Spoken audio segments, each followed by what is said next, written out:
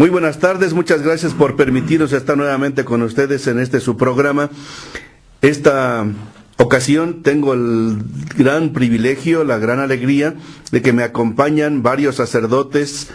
Estamos en una reunión con ellos y ellos me van a ayudar a responder a las 26 preguntas que ustedes hace 8 días hicieron favor de enviarnos. Recuerden que el objetivo de este programa es estar en comunicación con ustedes para que puedan enviar sus preguntas, dudas, sugerencias sobre cualquier tema religioso. Y recuerden que pueden mandar desde este momento sus preguntas al 967-101-2955, que es el celular para mensajes de texto de nuestra emisora, 967-101-2955. Este programa se transmite simultáneamente en las emisoras católicas de Comitán y de Trinitaria, por tanto pueden también mandar sus mensajes allá. La emisora católica de Comitán 963-634-1062 y la emisora católica de Santísima Trinidad en Trinitaria 963-154-7780. Recuerden que también pueden mandar sus mensajes al correo electrónico de nuestra emisora, radiotepeyac@live.com.mx, o al chat de la emisora, www.radiotepeyac.com. Vamos a empezar con el canto que habitualmente nos inspira, pues queremos que la palabra de Dios nos guíe en su programa. Tu palabra me da vida, confío en ti, Señor. Tu palabra es eterna, en ella esperaré. Voy a pedir al Padre Víctor Manuel que nos ayude en la merced, que nos haga favor de leer un texto de Santiago capítulo 3, versículos del 16 al 18. Santiago capítulo 3, versículos del 16 al 18.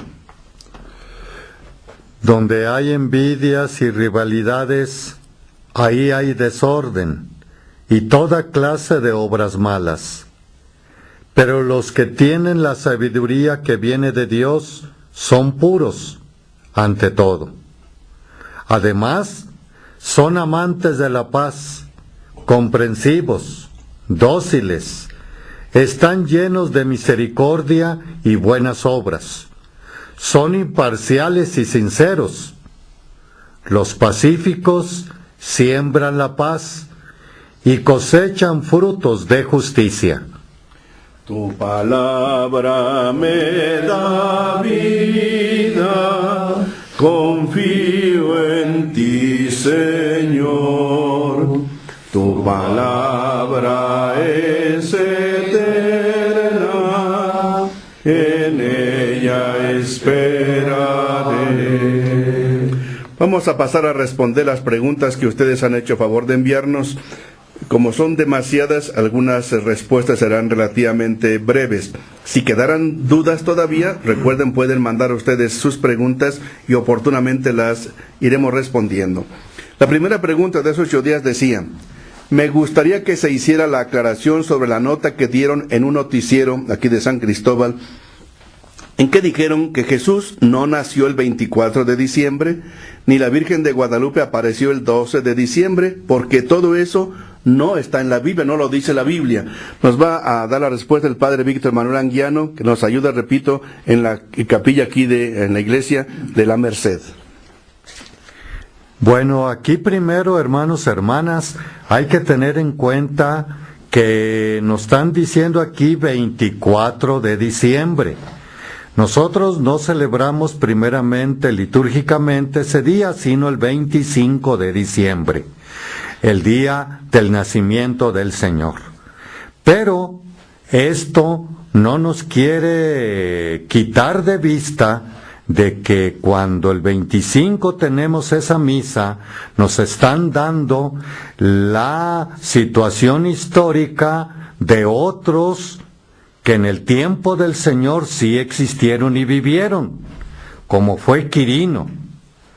Entonces, nosotros celebramos el nacimiento del Señor el día 25 de diciembre. Ahora, que si nació o no el 25 de diciembre, no. Esto fue después cuando ya se comenzó a abrir la situación litúrgica del nacimiento del Señor. Y en la antigüedad, por esos días se celebraba, sobre todo en Roma, se celebraba mucho un dios pagano llamado el Sol Invicto, el sol que no se acaba. Y los primeros cristianos, ese sol que no se acaba, viene siendo el Señor Jesús. Es por eso que se puso en esa ocasión, 25 de diciembre, el nacimiento. Pero las Sagradas Escrituras nos precisan el día, mas sí los personajes muy cercanos e históricos al Señor. Ahora, pasemos a la segunda parte de esta pregunta, que viene siendo la Virgen de Guadalupe el día 12. La Virgen de Guadalupe se apareció del 9 al 12 de diciembre y muy casualmente en el solsticio de diciembre, que precisamente son cuando hay más luz, y María en ese momento ayudó bastante para los indígenas a verla como la madre del Señor por el cual se vive, que fue su carta de presentación al indio San Juan Diego. María sí aparece del 9 al 12. El 12 fue cuando ya queda su imagen pintada en el yate del indio Juan Diego. Pero dice que lo de la Virgen de Guadalupe no está en la Biblia, padre. Ciertísimamente, no está en la Biblia, porque esto sucedió en el año 1531, y por eso nosotros en 1531 en este pueblo mexicano fue cuando aparece y tiene como proclamador de este mensaje del Señor al indio Juan Diego. Sí, pero no hace falta que esté en la Biblia todo, que eso que quede muy claro. Pasamos a la segunda pregunta, que dice, ¿dónde y a qué hora hay pláticas para quinceañeras? El padre Orlando, párroco de San Francisco, nos ayuda con la respuesta. Gracias, señor obispo. Mire, me da mucho gusto ante todo que las quinceañeras tengan 3 días de plática. Es muy hermoso porque es una etapa muy importante de su vida.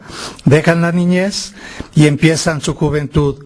Dan gracias a Dios con una misa, y para prepararse a su acción de gracias, aquí en el equipo centro, es decir, en la ciudad de San Cristóbal, invitamos a todas las jovencitas, a sus papás y a sus padrinos de misa, para que, si quieren tomar nota, el próximo mes de octubre, el martes 6, miércoles 7 y jueves 8, acudan al Colegio Tepeyac.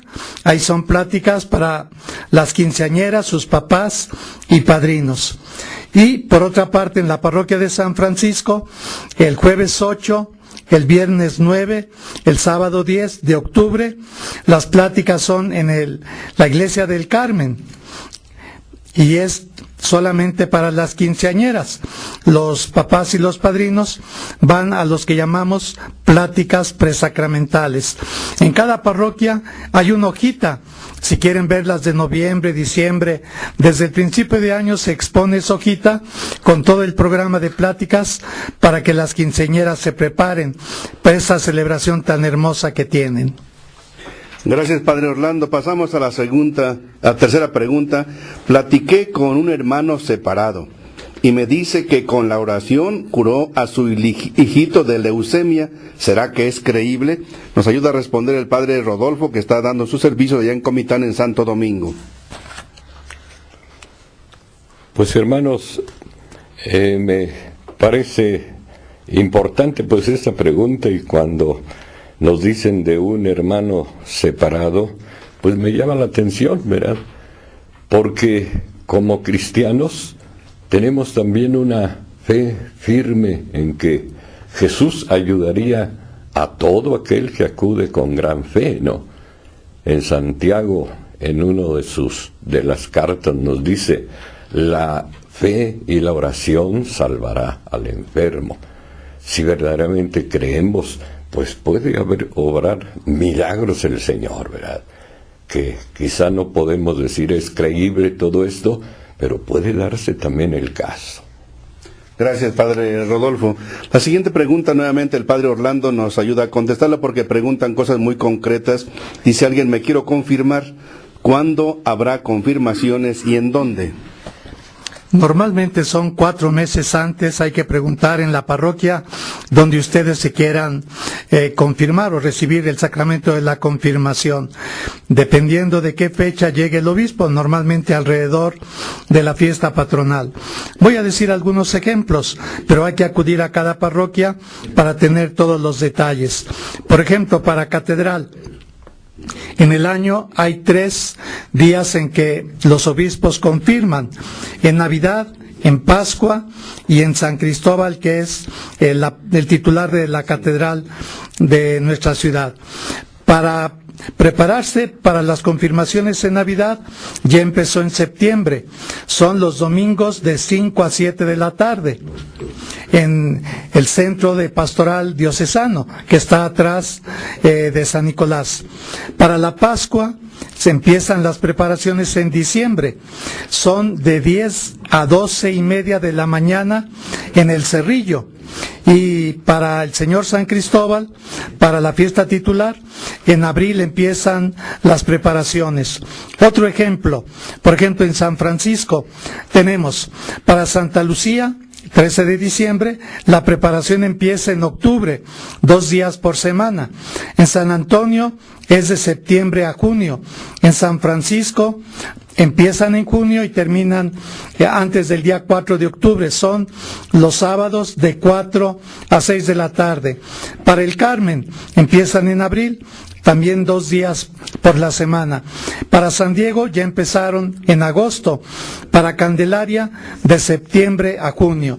En la Merced, por ejemplo, que pertenece a Catedral, empiezan en el mes de mayo y las pláticas son los domingos de 4:30 a 6:30 de la tarde. Acércate a tu parroquia, a tu oficina parroquial, ahí te van a dar datos más concretos. Gracias, padre Orlando. La siguiente pregunta que está en el corazón de muchas personas ahora que quizá no han comprendido bien lo que pasó. Antonio pregunta, ya que el Papa autorizó el divorcio por la Iglesia, ¿cómo le puedo hacer para divorciarme? Nos ayuda a responder el padre Rafa, que está como párroco allá en Santa Cecilia, en Comitán. En primer lugar, quiero decir que, con todo el respeto, que se ha malinterpretado la declaración del Papa. No hay divorcio. En la Iglesia no hay divorcio. En la Iglesia lo que se hace es analizar la situación del matrimonio para ver si ha existido alguna causal que se pueda declarar nulo. Lo que se ha interpretado como divorcio es la declaración de nulidad. Pero pues el Papa lo único que ha hecho es decirnos a nosotros y a los obispos: agilicen ese proceso de análisis de las situaciones matrimoniales, y si hay causal para declararlo nulo, pues que sea cuanto antes, y que los que lo han solicitado puedan tener una respuesta satisfactoria. Es decir, el Papa no está permitiendo que se anule un matrimonio que está bien hecho.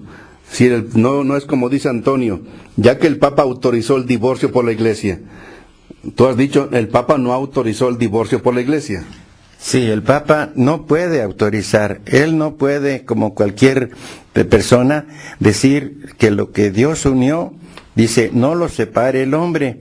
Él nada más está diciendo, agilicen ese estudio para poder ver si hay nulidad porque existió algo que viciaba el matrimonio o no. Pero no puede él decir, anularlo, pues, no lo puede anular. Gracias, padre Rafa, esperamos que quede suficientemente claro. Hay otras preguntas sobre este mismo tema que nos darán la oportunidad de seguir platicando al respecto. Otra pregunta dice, ¿es bueno o no es bueno hacer novenario de rezos a un difunto o hacer el rezo de los 40 días? El padre Víctor Manuel, que tiene mucha experiencia de esto, nos ayuda. Sí, hermanos y hermanas, qué bueno que están entre nosotros en este programa. Sí, es muy bueno y loable hacer oración por nuestros difuntos. Incluso las Sagradas Escrituras nos hablan de esto y hay que hacerlo muy bien y de gran devoción. Pero también hay que entender que no solo y exclusivamente hay que rezar, sino que también les ayuda a ellos, a nuestras almitas, les ayuda, además de la oración, les ayuda también las caridades, como también los ayunos, que estos ayuno, oración y caridad lo vemos bastante enfatizado en los tiempos de Cuaresma, pero también hay que tenerlo muy presente para ayudar a nuestras almitas, para que puedan así gozar del reino eterno en compañía de los santos y santas. Rezos, caridad y ayuno. Perfecto, muchas gracias, muy bien respondido, padre Víctor, muchas gracias por esa magnífica respuesta. La siguiente pregunta dice, ¿qué significa la palabra Eucaristía? Y como es una palabra que viene del griego, le preguntamos al padre Orlando, que es profesor de griego en el seminario, que nos ayude, párroco de San Francisco aquí en San Cristóbal. Gracias, señor. Mire, como usted dijo, viene de la palabra griega eucaristeo, es un verbo. Tanto Mateo como Marcos como Lucas, cuando hablan de la última cena, citan o hablan, escriben de 5 acciones o 5 verbos que realizó nuestro Señor. Por ejemplo, tomó el pan, 1, dio gracias, 2, lo partió, 3, lo dio, 4, diciendo, y dice las palabras de la consagración, esto es mi cuerpo, etcétera. Este es el cáliz de mi sangre. En el caso del cáliz, evidentemente son 4. Tomó el cáliz lleno del vino, lo dio gracias, lo dio a sus discípulos diciendo. Entonces viene de la palabra eucaristeo, una palabra griega, es un verbo griego que significa dar gracias. Nuestro Señor levantó los ojos al cielo y dio gracias.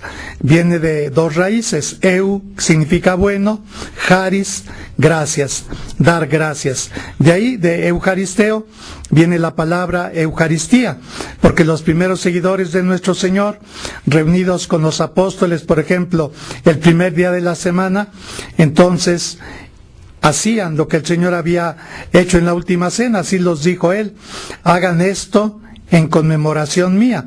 Y dice San Pablo, hasta que el Señor vuelva. Entonces daban gracias y esa palabra permanece hasta con nosotros, hasta nuestros días. Eucaristía, la acción de gracias. Muy bien, padre, muy competente la respuesta. La siguiente dice algo de historia, tiene 2 partes. La primera parte dice, ¿es cierto que el primer papa fue Constantino I? Después la segunda parte, ¿es cierto que los judíos no aceptan que el Señor Jesucristo ya vino y que todavía lo siguen esperando? El padre Rodolfo, que nos ayuda en Comitán en Santo Domingo, nos ayuda con la respuesta. Para nosotros, la primera de las preguntas, la primera parte, pues podemos decir que no es Constantino, sino fue San Pedro, ¿no? Y en la Sagrada Escritura encontramos, voy a fijarme en dos citas, ¿no? Una en donde el mismo Señor le dice a Pedro, tú eres Pedro, piedra, y sobre esta piedra edificaré mi iglesia, ¿no? Y la otra, cuando le pregunta 3 veces, ¿no? Pedro, ¿me amas? ¿Me amas? Y él dice, Señor, sí te amo.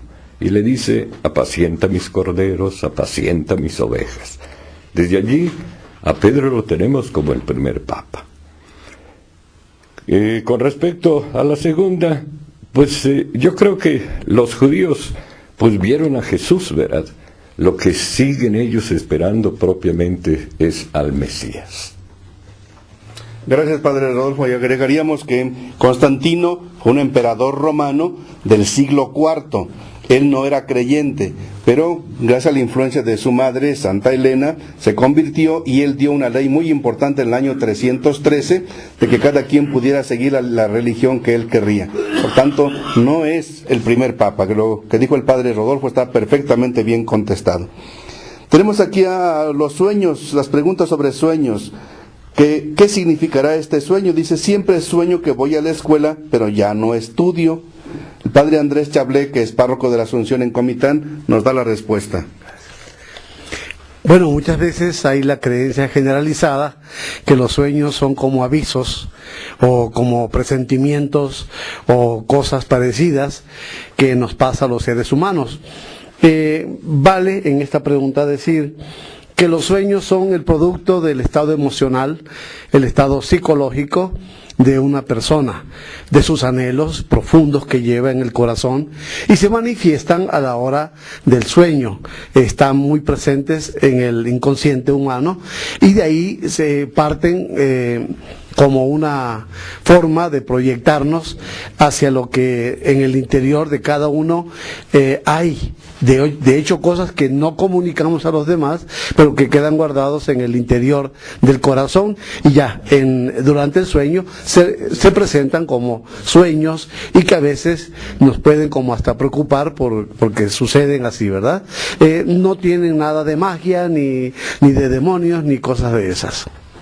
Muy bien, padre Andrés, muchas gracias. La siguiente pregunta es un poco técnica porque no todo el mundo sabemos responder, pero el padre Víctor Manuel Anguiano dice que sí sabe sobre estos asuntos. ¿Es bueno practicar el Feng Shui? ¿Es bueno practicar el Feng Shui? Padre Víctor, ¿en qué consiste eso? ¿Y es bueno o no es tan bueno? Pues no es tan bueno, primeramente. Hay que ver que el Feng Shui, sobre todo, tiene su raíz en la New Age. Más o menos allá por los años 40 comenzaron a surgir con la New Age varias ideas de todo esto.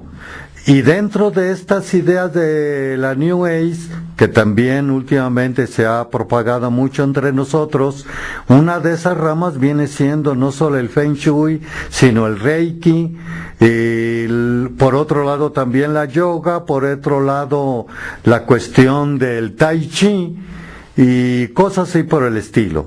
El Feng Shui propiamente viene siendo que nosotros en nuestras casas, inclusive en la comida, hay que tener en cuenta ciertos colores, incluso para uno vestirse, incluso también para poner la posición de nuestra cama hacia el oriente y el poniente, incluso también ponerse bajo una pirámide, y etcétera. Que tengas que hacer tu cama, tu silla, tu comida con ciertos colores para que esto te ayude a tener una tranquilidad y paz, o como se dice popularmente, que haya buenas vibras entre nosotros. Yo creo que todo esto, más otro de fetichismo que hay de fondo, debemos de tomarlo muy humanamente, muy maduramente, y no prestarnos también al esoterismo, a la cuestión de las cartas, a la cuestión de la lectura del café, el tarot y no sé qué tanto. Todos estos son hijos de la New Age que nos están dando otros modelos para que podamos seguir. Y el Señor Jesús pues queda bastante arrinconado, quien nos debe de guiar nuestra vida y nuestras actividades en el caminar de esta vida. Magnífica respuesta, padre, qué sabio eres. Muchas gracias, de veras, de veras. Marta Villafuerte nos mandó esta pregunta. ¿Por qué a la madre de Jesús le seguimos llamando Virgen cuando ya tuvo su hijo único que es Jesús? Yo quiero mucho a la Virgen Santísima, Madre de nuestro Señor Jesucristo. El padre Felipe Ventura, que nos ayuda en Santo Domingo, en Comitán, nos ayuda con la respuesta. Saludos, hermana Marta.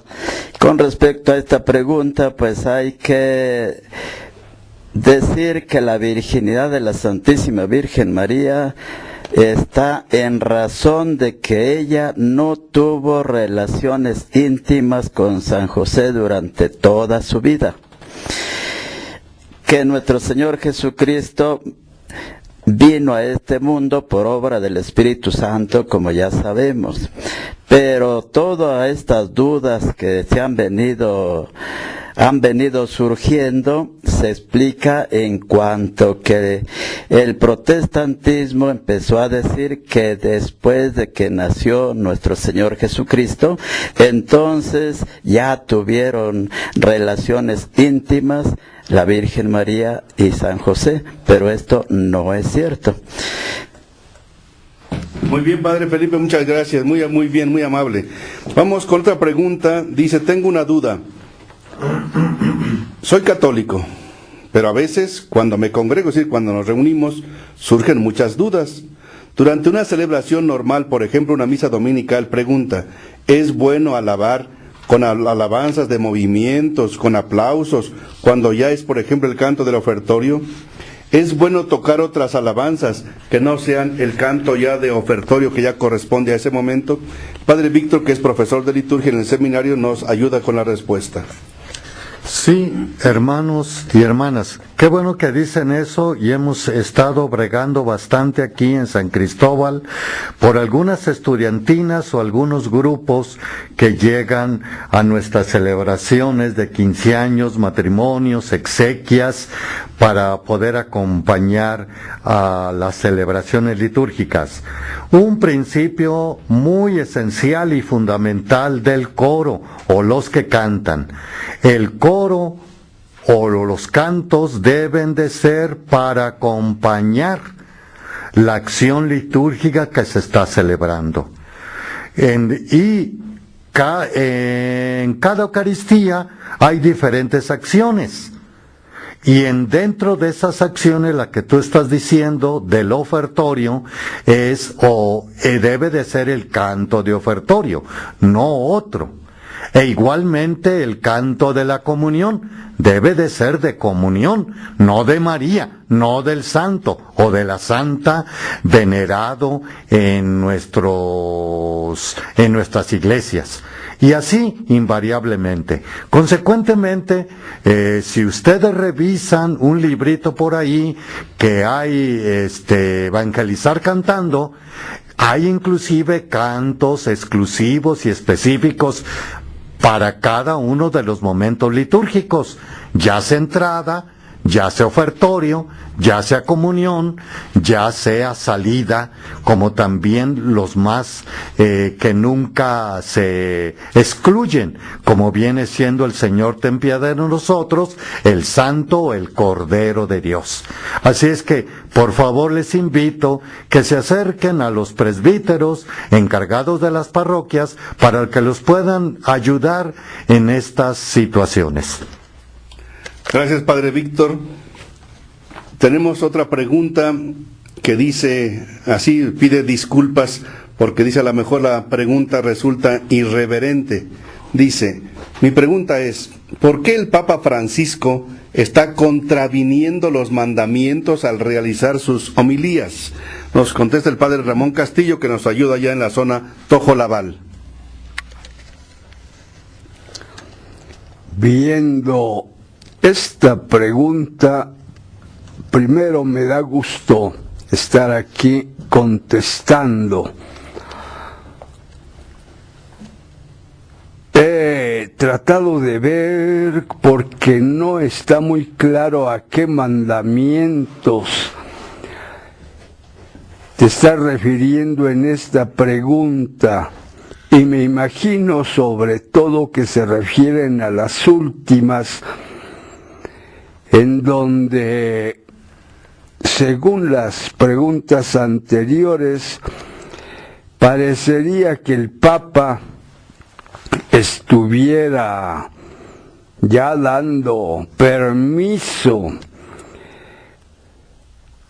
a favor del divorcio, a favor del aborto. Pero yo creo, así, tal como uno lo mira, es otra cosa muy sencilla, lo que el Papa trata de comunicarnos, y no solamente ahora, sino siempre. No se trata de ir en contra de mandamientos, ni de tradiciones, sino facilitarnos, porque yo creo que él también lo ha sufrido. Facilitarnos un montón de cosas que en nuestra misma iglesia, que como en todos lados tenemos respecto a la burocracia, que son papeles y más papeles, ya lo hemos visto y sufrido. Entonces lo que él quiere es que este tipo de cosas se realicen con toda calma y rápidamente, porque a mí me ha tocado ver que muchas dispensas de matrimonios o sobre la situación en que se encuentran llegan cuando las personas que lo solicitan ya tienen 10 años de muertos. Y yo creo que el Papa no está en contra de ningún mandamiento, sino facilitando las cosas. Es así como lo miro yo. Perfectamente, padre. Muy bien. Oigan, qué manera tan bonita tiene usted de explicar las cosas. Gracias, le agradecemos mucho.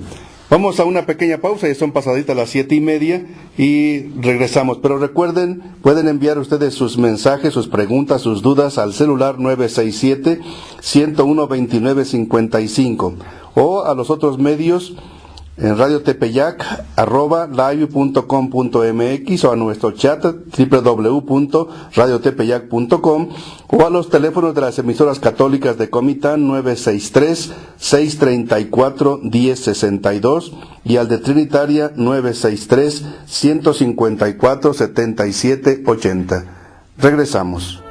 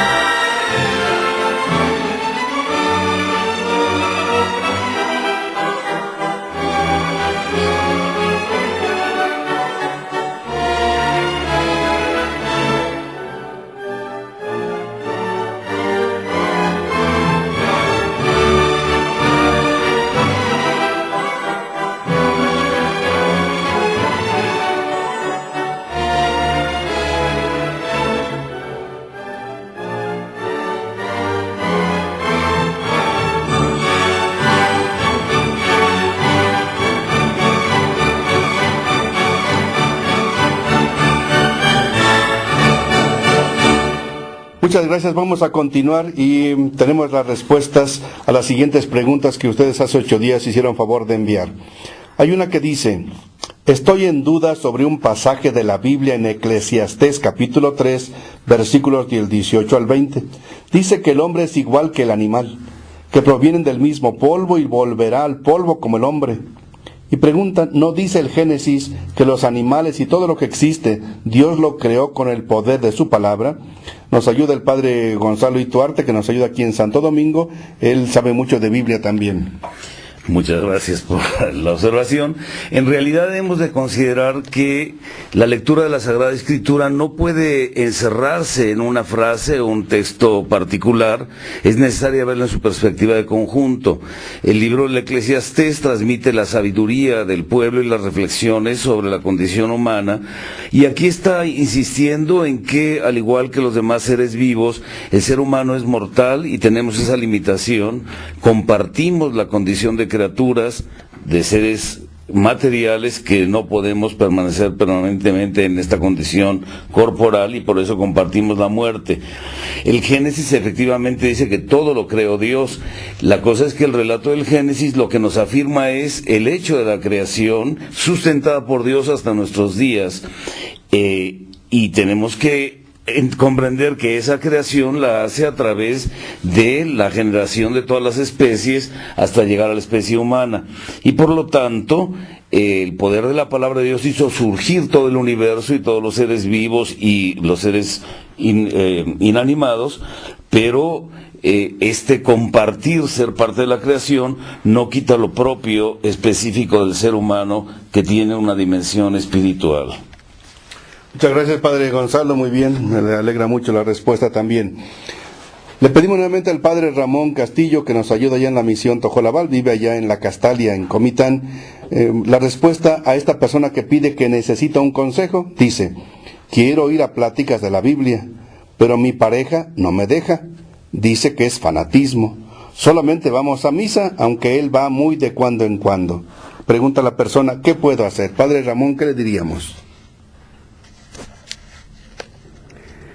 Pues para mí la respuesta a todo esto se me hace muy difícil. No sé exactamente a qué responde esta pregunta. La experiencia que yo he tenido es, primero, esas oposiciones de las parejas obedecen no tanto a que estén diciendo que es fanatismo, sino que a veces nosotros o ustedes, pues como esposas, se quieren imponer y quieren obligar a la pareja a que vaya y a que cumpla todo lo que ustedes quieren, hacen y dicen.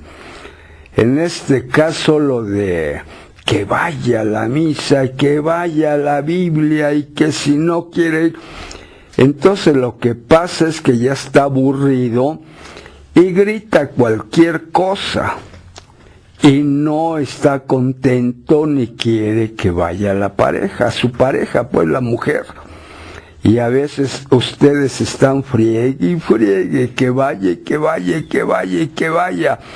Y él ya se aburrió. Habría que ver si no es que no quiera, es que ya está aburrido de que lo estén molestando. Y lo mejor es dejarlo en paz y ustedes hacer lo que quieran hacer, pues, pero con gusto, para que estén a gusto. Eso es lo que yo creo, porque así he visto que sucede. Gracias, padre. San Pablo dice también con toda claridad que una mujer sabia y santa puede salvar un hogar. A veces las mujeres en ese sentido son más sensibles a lo espiritual, y yo defendería mucho también a las mujeres, porque muchas veces tienen mucha razón y algunos maridos no quieren ir.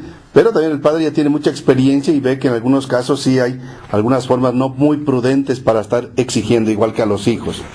Tenemos otra pregunta que pues viene muy a cabo porque el Papa está ahora en Cuba y ya está próximo a ir a Estados Unidos y ciertamente tendrá una entrevista con el presidente de allá. Por eso preguntan, ¿Es cierto que el Papa está firmando un convenio para la guerra con Barack Obama? Porque así lo escuché en una radio. El padre Gonzalo, que sabe mucho de estas cosas, nos responde. Evidentemente, la visita del Papa con Barack Obama incluirá la reflexión y la preocupación que existe en todo el mundo por la guerra que establece el Estado Islámico en Irak y Siria con persecución de los cristianos, y probablemente sobre esa temática va a hablar, pero esto no puede implicar que vaya a haber un convenio para la guerra. Seguramente lo expresó mal la estación de radio. Seguramente se trata de una reflexión, una preocupación, porque esa guerra del Estado Islámico está siendo de tremenda violencia, está generando grande sufrimiento, y es una preocupación humanitaria, no solo por los cristianos, son muchos musulmanes también los que están sufriendo en estas condiciones. Así es que no pensemos que el Papa firma para la guerra. Los cristianos estamos en una firme posición pacifista de no violencia, pero sí muy preocupados y buscando caminos para que se termine esta guerra que está destruyendo tantas vidas. Muchas gracias, padre Gonzalo. Alguien de Sinacantán dice que allí en Sinacantán no hay pláticas para los peregrinos que van a las antorchas. Yo le diría, pide a tus catequistas, pide a los sacerdotes, al padre Gil, al padre Víctor Manuel, para que organicen esto, porque es bien importante y bien necesario. Alguien más pregunta, una persona separada de una unión libre y con hijos, ¿es probable que pueda recibir el sacramento del sagrado matrimonio con otra persona? Otra vez vamos sobre los mismos temas y el padre Rafa, que nos ayuda mucho en el tribunal eclesiástico, nos ayuda con la respuesta. Pues la primera respuesta que puedo decir es sí. Respuesta a esto de que puede recibir el sacramento del sagrado matrimonio con otra persona. Pero sí hay que tomar en cuenta que primero, más bien puedo decir, no estaba ligada con sacramento. Por lo tanto, se separó. Es lamentable que haya también esas separaciones. Lo único que tiene que ver los hijos que tuvo con esta mujer de la que se separó son pequeños, hay que ver por su sustento, pero eso ya es una cosa práctica, no como inconveniente para casarse con otra persona o no. Y pues mejor es o conveniente acudir a algún sacerdote que le oriente cómo hacerlo, con quién hacerlo, porque de poder hacerlo sí puede.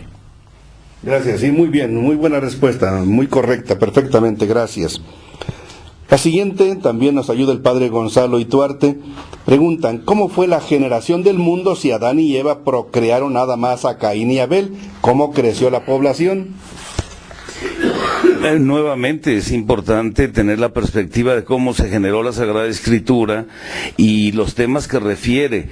Al hablar de la creación y hacer la semejanza de la semana de 7 días y la creación de Adán y Eva, de la tierra, etcétera, lo que está afirmando la Sagrada Escritura es el origen divino de la creación y de la humanidad misma.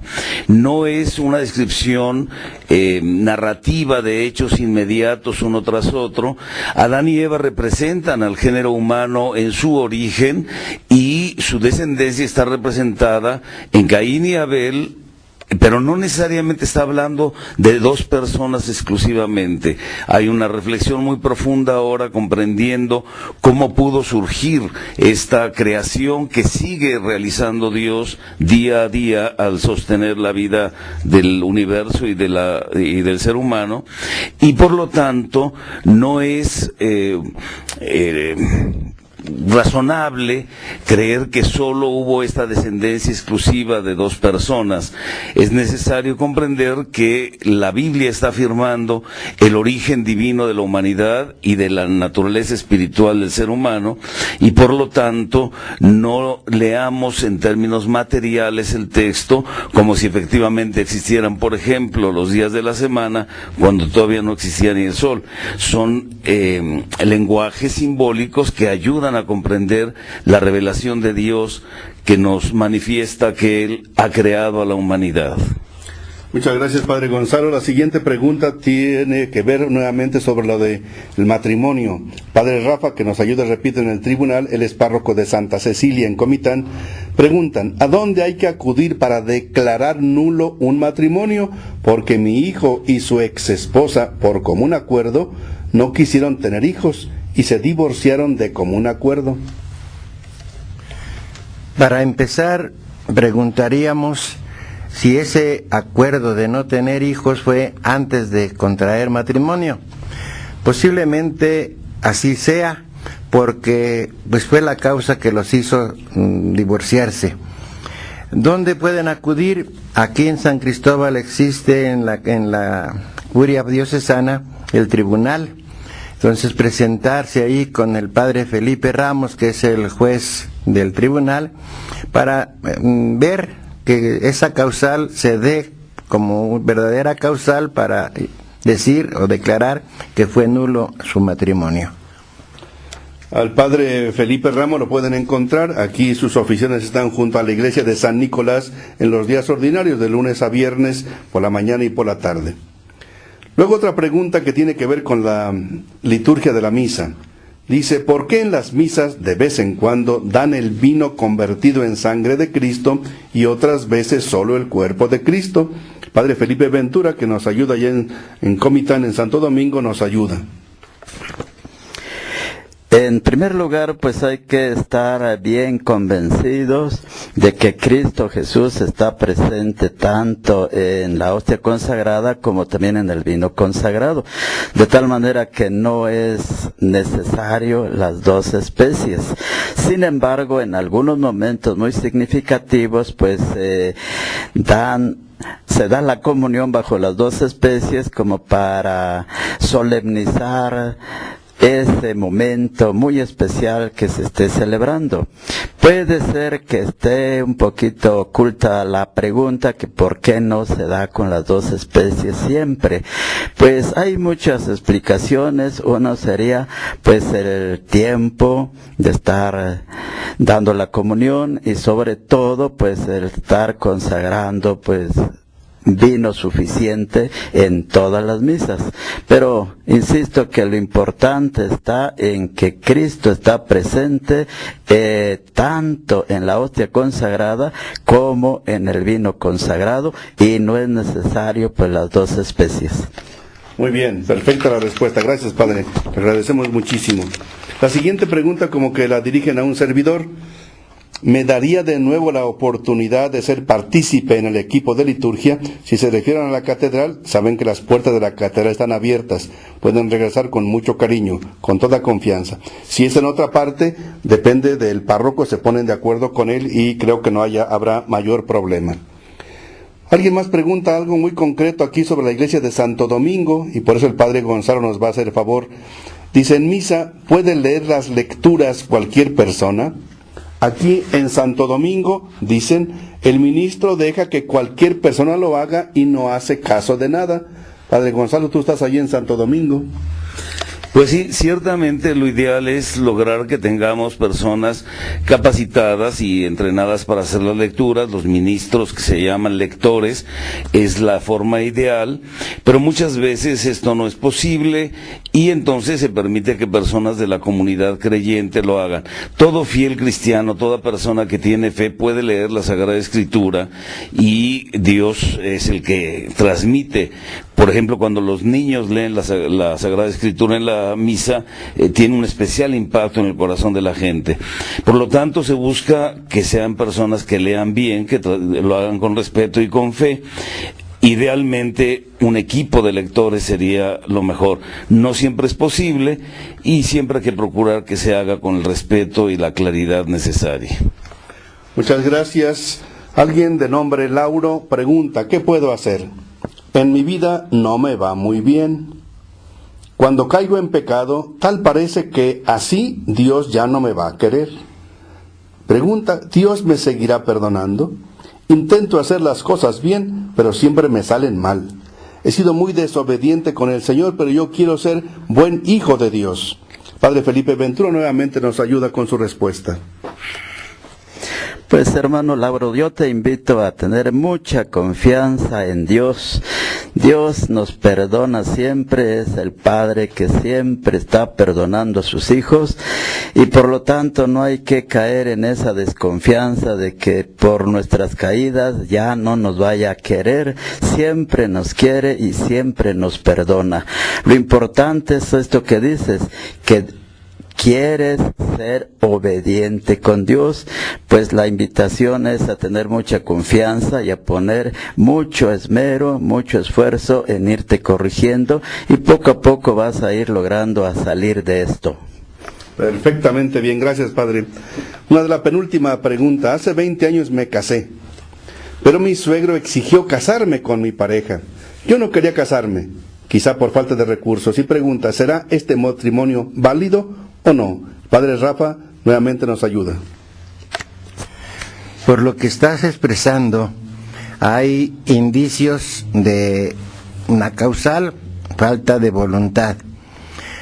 Sin embargo, pues hay que acudir para responder a un cuestionario que se hace para irlo analizando y ver realmente se puede comprobar si hay personas que se dieron cuenta.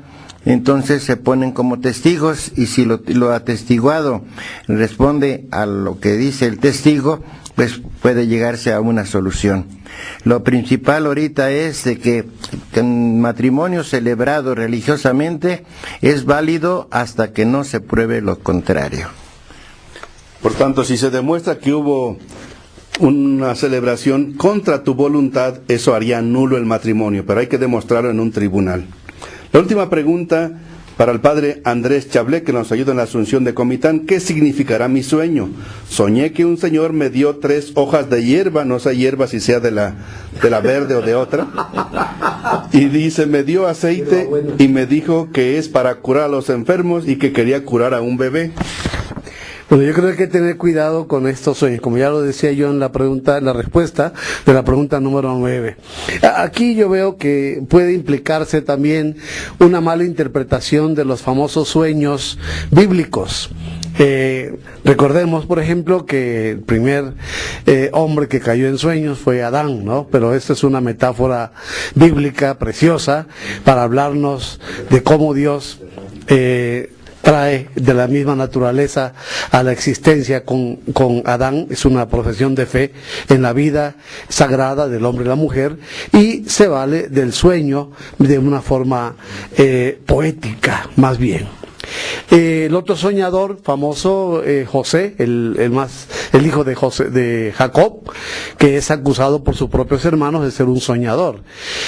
José, el esposo de María, ya en los evangelios, sobre todo en Mateo y Lucas, donde, estos soñadores, junto con Jesús, que era el soñador por excelencia, estos sueños se interpretan como la gente que está conectada desde su fe con Dios y puede leer la realidad como un proyecto de vida y de salvación de Dios. Estos son los soñadores, prácticamente. Jesús sueña con el proyecto del reino de su Padre, y por ese sueño, con ese sueño prendido en toda su vida, es capaz de ir a la cruz por causa de ese sueño que ha descubierto en su vida.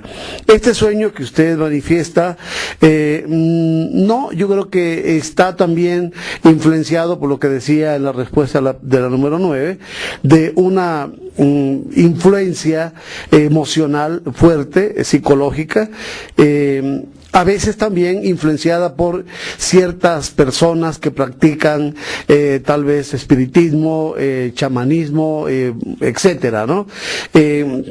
Y son con el fin de que pongan mesa, de que se hagan curanderos, curanderas, etcétera. Los sueños están siempre, como decía en la respuesta de la número 9, impregnados de nuestros anhelos, nuestras esperanzas, nuestras influencias personales, de cosas que quedan guardadas en el corazón y que después se revelan. Bueno, pero de este sueño puede salir algo bueno también. Quiere decir, a lo mejor usted tiene el anhelo de acompañar a un enfermo, a una persona que necesita compañía simplemente, ¿no? Y en este sentido está proyectando un deseo que debe cumplirlo con el Señor, de atender a un prójimo que necesita, sobre todo enfermos que a veces están solos o abandonados. Muchas gracias, Padre Andresito. Estamos llegando ya al final de nuestro programa y yo quiero agradecerles a todos ustedes, pero sobre todo a los sacerdotes que en esta ocasión me ayudaron a dar las respuestas a las preguntas de ustedes. Sigan mandando sus preguntas. Recuerden el celular 967-101-2955. Y concluimos con el canto ya habitual en nuestro programa.